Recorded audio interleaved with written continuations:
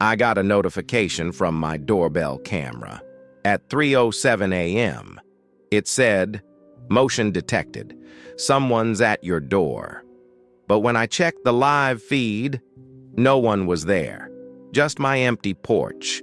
Still, I could hear faint knocking through my phone speaker.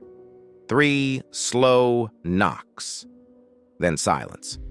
I muted the camera. Tried to sleep. But 2 minutes later, another notification. Only this time, it said, "Person seen inside your house." I froze. I live alone. I grabbed my phone again, and what I saw on the camera made my stomach drop. It was me, standing at my own door, smiling into the lens. Short pause. And the worst part? My phone battery was dead. The camera had no power for the last 6 hours.